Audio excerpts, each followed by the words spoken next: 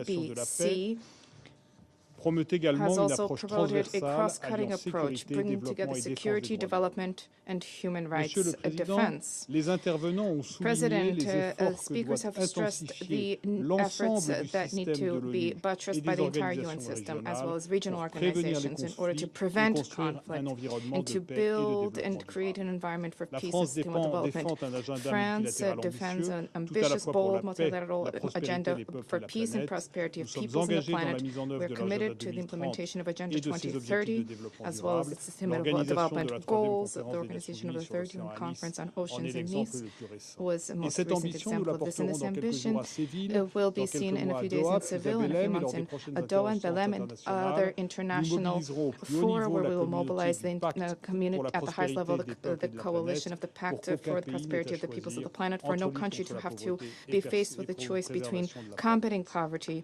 Cette approche preserving the globale et planet. This intégrée comprehensive est and ancrée dans integrated le droit approach is international, dans la rooted in Charte des international Nations law, Unies et dans nos rooted in the engagements Charter of the United Nations qu'il and in s'agisse our de l'accord de multilateral Paris, du commitments, traité including sur the la haute Paris mer que Agreement, nous espérons the voir High entrer en vigueur Seas dès le début Treaty, de l'année which we prochaine. will hope to Cela see enter into constitue un des force. ferments pour construire This une paix will solide et be durable. Je vous important for building peace and lasting development. Thank you.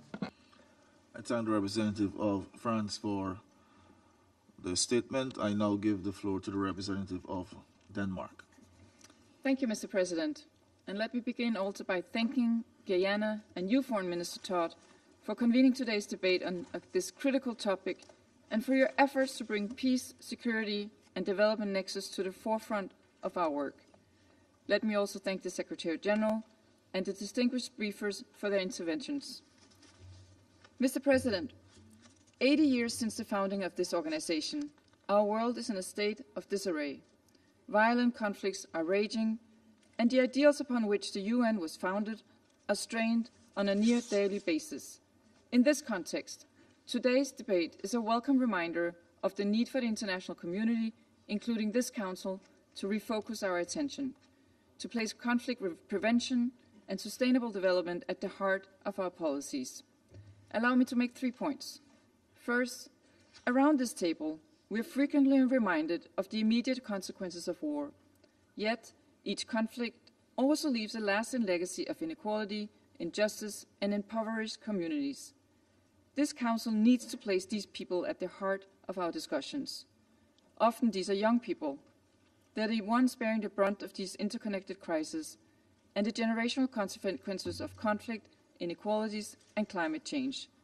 Around the world, they face a range of challenges, from stigmatization to political exclusion to economic insecurity.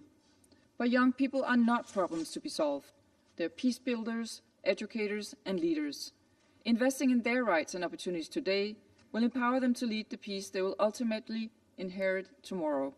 They'll pay peace dividends for generations to come.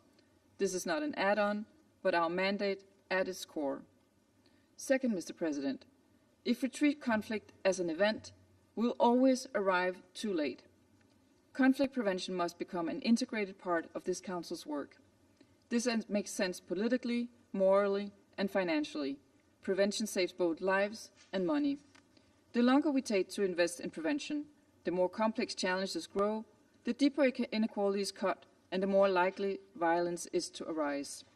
For Denmark, this is not abstract.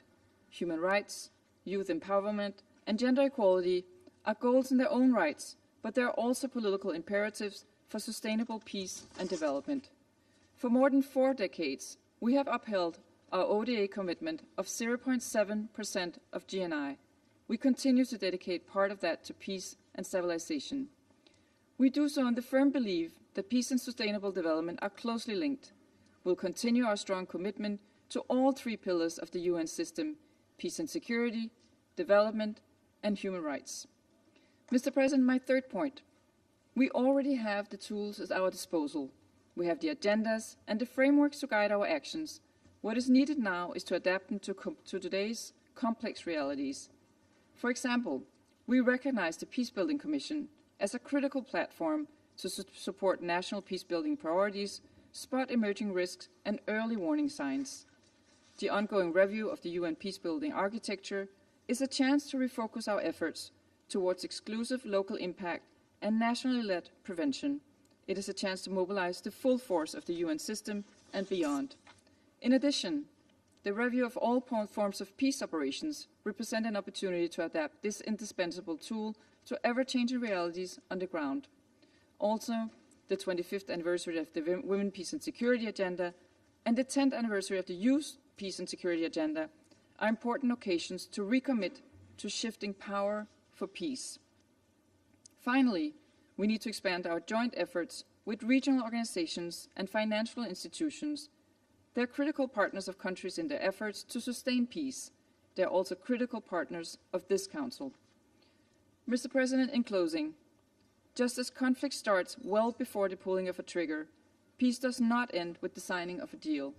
Sustained efforts are needed to avoid relapse into violent conflict. We know that the road to lasting peace is long. It takes time and it takes commitment to address the drivers and enablers of conflict. It takes partnership, investment, and a willingness to adapt. I thank you. I thank the representative of Denmark for the statement. I now give the floor to the representative of Pakistan. Mr. President, Foreign Minister, the Pakistan delegation would like to thank the Presidency of Guyana for its leadership and for convening this important debate. We appreciate the Secretary General for his compelling statement this morning, setting the stage for this debate. Let me also thank ASG Kani Vinyaraja and Mr. Mahmood Ali Yusuf, Chairperson, African Union Commission, for their insightful briefings.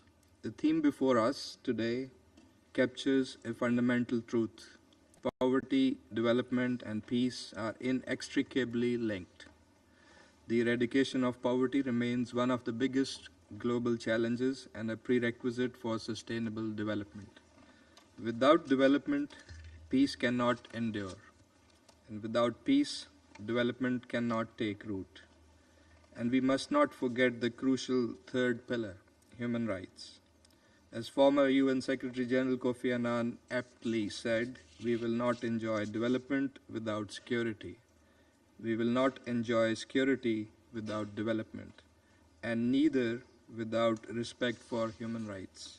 Mr. President, poverty, exclusion, inequality, and the denial of fundamental rights are not just development concerns.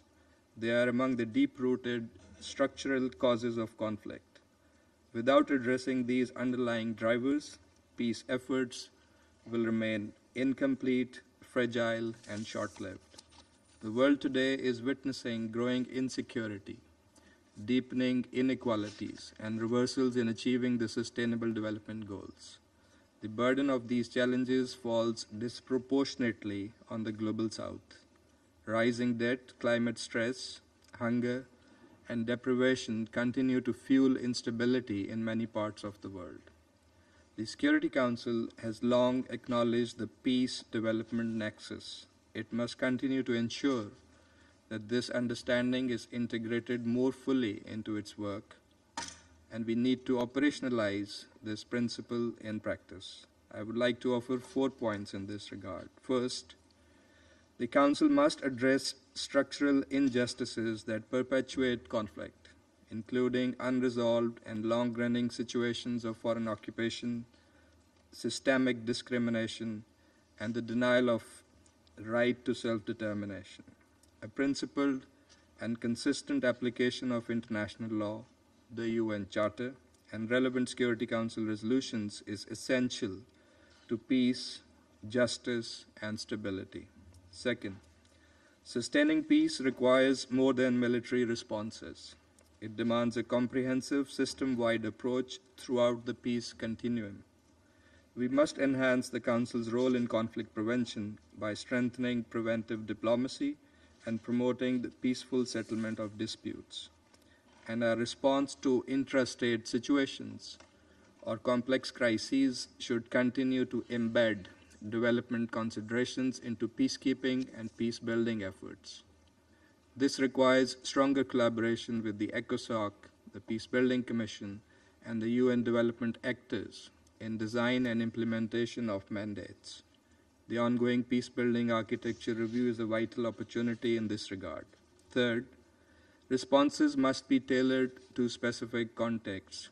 There is no one-size-fits-all solution. National governments have the primary responsibility for peace and development. They must lead efforts to combat poverty and underdevelopment as part of their conflict prevention strategies. And the international community and this Council must support their efforts by aligning mandates with prevention goals and through timely, coherent, and sustained engagement, especially in countries emerging from conflict. Fourth, the Council should deepen partnerships with regional and sub-regional organizations such as the African Union, the European Union, the Organization of Islamic Cooperation, ASEAN, and others, who often act as first responders in preventing and resolving conflict. Their voices and insights must be institutionally integrated into Council's deliberations. We look forward to also advancing some of these objectives during Pakistan's presidency of the Council next month. Mr. President, as the Secretary General emphasized, prevention is the best cure, and we have often said development is the best means of conflict prevention. We cannot speak of lasting peace without addressing the structural conditions that undermine development. Yet, developing countries are being held back by unjust global economic structures. They are burdened by unsustainable debt, hunger, and worsening climate shocks. Despite their resources, despite their wealth, they are often at the receiving end of the scramble for and exploitation of natural resources that favor the developed world. Many are trapped in unfair and inequitable global systems that perpetuate poverty and underdevelopment. The world needs 4.2 trillion annually to meet the SDGs. This is achievable if there is political will. The steps would include additional issuance of and further rechanneling of special drawing rights, recapitalization and strengthening of multilateral development banks, fulfillment of ODA and climate finance commitments, equitable and timely resolution of debt crisis, fair, development-oriented trade policies, and just international taxation systems. The upcoming Financing for Development Conference, FFD4, is a critical moment to take bold, practical actions for a meaningful way forward, to keep the development engine strong and running, as the Secretary General said this morning. Mr. President, as we approach the 80th anniversary of the UN Charter, we must renew our collective commitment to its founding vision, a world built on peace, development, and human dignity. The Secretary General's UN 80 initiative offers another opportunity to build on earlier reforms, advance the implementation of the Pact for the Future, reinvigorate multilateralism, and make the UN more effective, inclusive, and responsive. We must not allow poverty to continue sowing the seeds of conflict. Building lasting peace means building societies where every individual has the opportunity to live in dignity, free from want and fear. We must set aside the geopolitical divisions, not only to arrest the downward slide, but also to reverse this trend, to join hands and pool our collective resources for sustainable peace and development. I thank you. I thank the representative of Pakistan for the statement. I now give the floor to the representative of Greece. Thank you, Mr. President.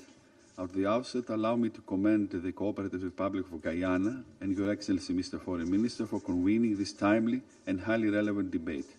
I also like to thank the Secretary General and distinguished briefers for the insightful remarks. Mr. President, as we mark the 80th anniversary of the signing of the United Nations Charter, we are reminded that our shared vision of international peace and sustainable development founded on respect for international law and international humanitarian law remains unfinished. Around the world, conflicts continue to erase years of progress, while structural conditions such as inequality, exclusion, and weak governments undermine the foundation of stability. These overlapping crises have hit low-income countries the hardest. Extreme poverty has become increasingly concentrated in sub-Saharan Africa and places affected by conflict and fragility, according to World Bank's data. to achieve stronger, inclusive economies and prosperous society, our policy decisions need to be guided by SDG 1, ending poverty in all its forms everywhere. Addressing the root causes of conflict by reducing poverty and inequality is one of the central pillars of Greece's commitment for global peace. Specifically, Greece has recently funded the World Foods Programme project for the restoration of Port of Benghazi in Libya, which serves as a critical entry point for food and humanitarian aid to the wider region of North Africa and the Sahel, and WHO rehabilitation project for the Al-Kahir Hospital in Gaza, a critical referral point for displaced population. Mr. President, Greece firmly believes that poverty and underdevelopment are not just development concerns, they are fundamental threats to peace and security. As outlined in the Secretary-General's new agenda for peace, conflict prevention must be rooted in inclusive development, social cohesion, and institutional resilience. In this context, allow me to highlight 4 key areas of focus. First, we need to strengthen and mainstream existing approaches to address the root causes of conflict, such as poverty, food insecurity, absence of rule of law, and violent extremism. Closely interlinked, our humanitarian development and peace efforts is key to bring more efficient on the ground in conformity with the triple humanitarian development peace nexus. In this respect, the Peace-Building Commission is ideally placed to raise awareness of regional efforts, local community expertise, as well as the cross-border dimensions of conflict. We welcome its advice, which is not only valuable to us in the context of this meeting, but can also guide us in our future endeavors. For this reason, Greece, during this year's Peace-Building Architecture Review, reiterated strong support for expanding PBC's roles in regional setting and cross-cutting areas, including human rights and climate-related peace and security risks. In this respect, cooperation with the AU Commission remains crucial.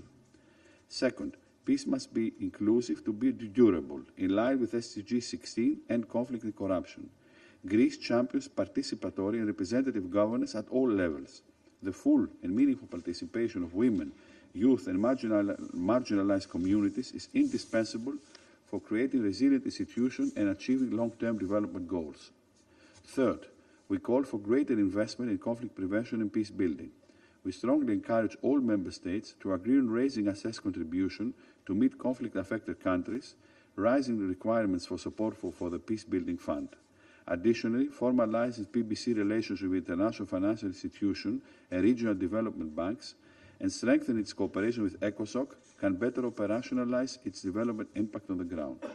Fourth, Greece remains committed to the collective aspiration to enhance the conservation and sustainable use of oceans and their resources by implementing international law as reflected in the United Nations Convention on the Law of the Sea, in line with Target 14C of the SDGs. Mr. President, in closing, let me stress that Greece supports a rule-based global order with multilateralism at its key principle and the United Nations at its core.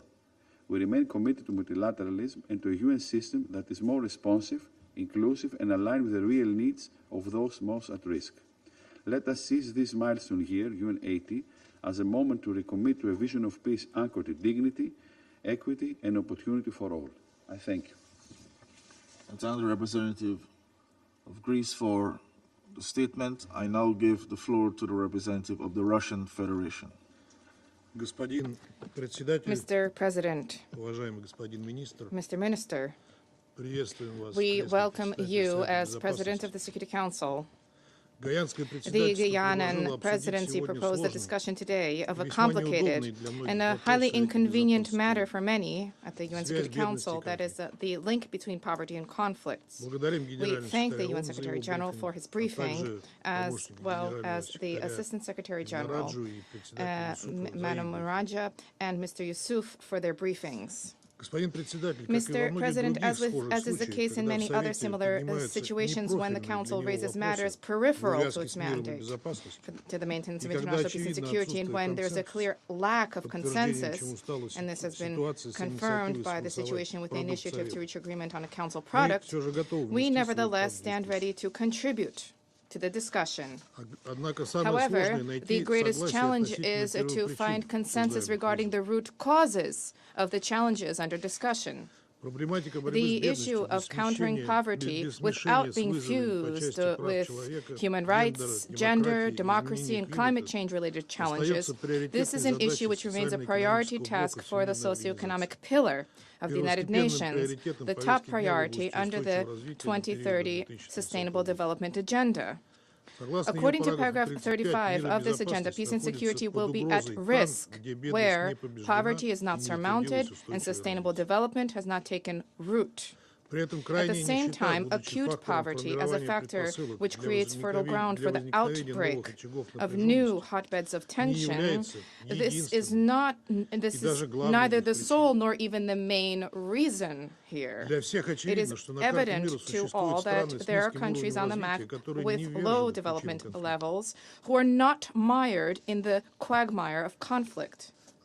On the contrary, there is a need to recognize the fact that the real root causes for conflict remain external intervention in domestic affairs of states and the geopolitical ambitions of certain groups of countries who are striving to expand their zones of influence at the expense of others and are contriving to buttress their dwindling domination. The starkest manifestation of this is evident in the legacy of colonialism and neo-colonialist practices, as well as with the aggressive practice being carried out by foreign colonial powers reigning in their former protégés by siphoning off their resources and imposing unilateral coercive measures. This is worth dwelling on in greater detail. The 16 June general debate and adoption of a resolution proclaiming the International Day Against UCMs showed that illegitimate unilateral sanctions are categorically qualified by developing countries and the expert community as a cudgel to contrive to entrench sovereign states in a state of poverty, to generate internal social tensions as well as regional destabilization. The lifting of these sanctions and the removal of such countries as, for example, Cuba from discriminatory political lists would be the best example of combating poverty and conflict prevention. Issues related to external debt are also being exacerbated. Since 2011, the number of the states with high debt levels rose from 22 to 59. African countries' external debt has greater than 24.5% of their aggregate GDP, and at the same time in many states in the region, this figure is significantly greater, up to 60%, and expenditures for servicing these debts are outstripping expenditures for education and medicine. The highest percentage rates for debt obligation servicing apply precisely for the poorest countries of Africa, Latin America, Asia, and the Pacific Ocean. Thus, in accordance with the so-called rules-based order, which is championed by the West, this so-called rules-based order, which was mentioned today, the Global South falls into the trap of cyclical debt accumulation and is transformed into a bargaining chip for Western states' geopolitical agendas. There's an alarming situation experienced by those countries also who are not being targeted by sanctions or are mired in a debt trap. For example, since 2024, we have seen a sustained trend of the reduction of external assistance by major donors. According to OECD assessments, overall official development assistance levels in 2024 fell by 7.1%. According to forecasts this year, 2025, this figure may fall by yet another 9 to 17%. Appeals from the UN Development and Humanitarian Assistance agencies are only 10 to 20% met, and donors presently have priorities other than helping countries in need. They are reorienting their budgets to militarize their economies and to finance the weapons-related demands of other states. Thereby, they are merely fanning the flames of current conflicts instead of honoring their obligations and preventing those conflicts, including by combating poverty in the least developed countries. Blatant examples of external players dragging developing countries into a quagmire of poverty and instability is seen in specific country and regional situations. For example, the situation in Afghanistan. Afghanistan had for years been dependent on international assistance due to the NATO troops' presence over the span of 2 decades, and subsequently was financially depleted, targeted by unilateral sanctions conditions and on the brink of humanitarian and economic collapse. Sahel-Sahara countries, in addition to illegitimate unilateral restrictions, are encountering catastrophic underfinancing of the humanitarian appeal. 9%, that is the amount from the overall humanitarian needs, which the people of the region, buffeted by terrorism as a result of NATO's armed incursion in Libya and has been receiving.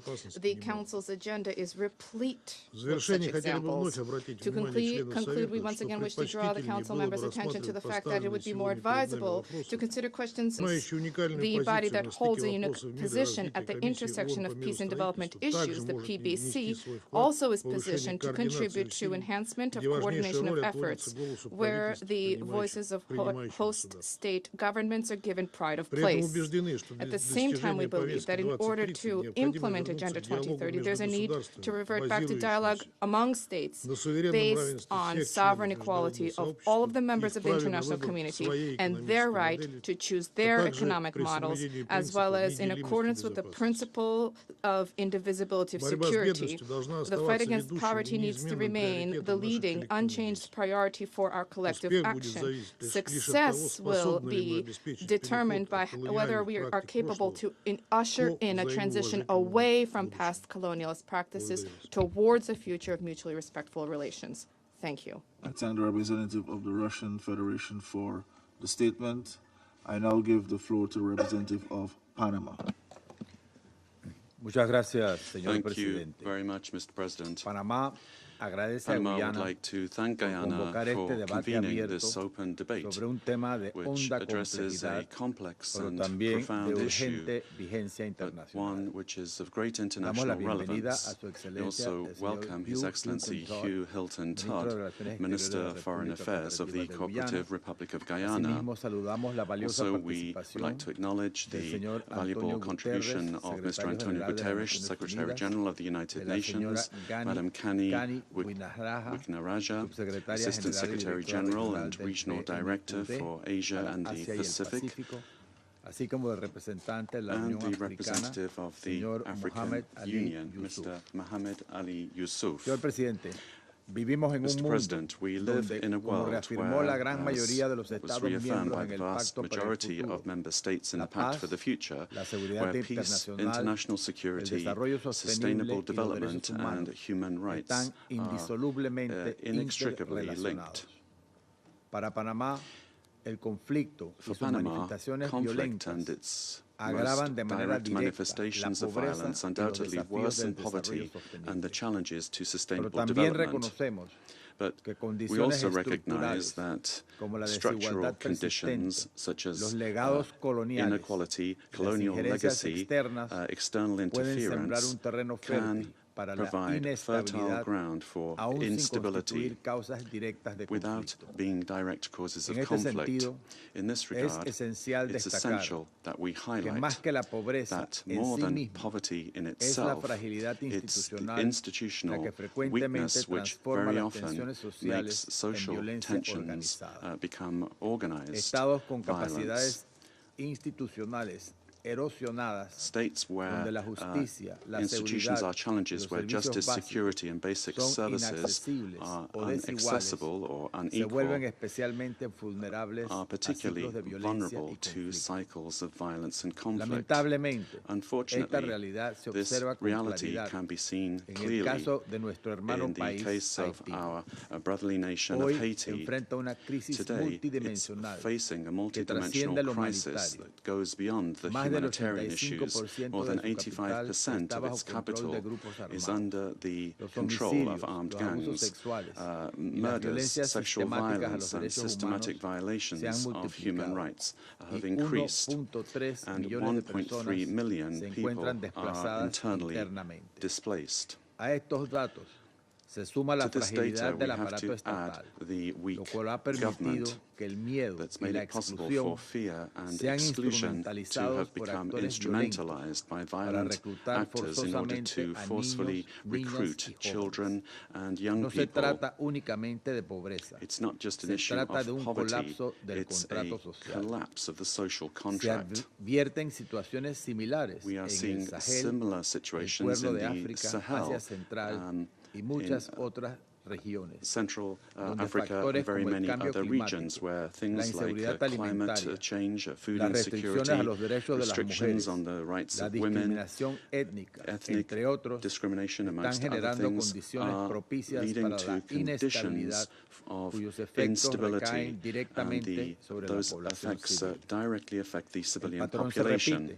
The pattern is repeated according to the multidimensional poverty index of the United Nations Development Programme in 2024.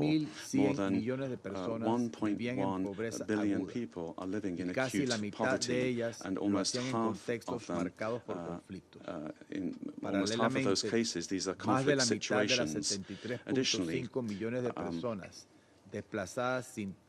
there are very many internally displaced due to violence, and the majority of those were women and girls, according to UNHCR figures.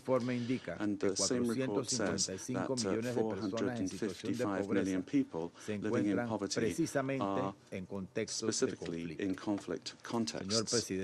President, Panama firmly believes that international action must be focused not only in mitigating the effects of conflicts, but also in strengthening the institutional capacities of states to prevent these situations, strengthening the rule of law, fair access to public services, and the promotion of legitimate institutions that are transparent and effective are strategic investments for lasting peace.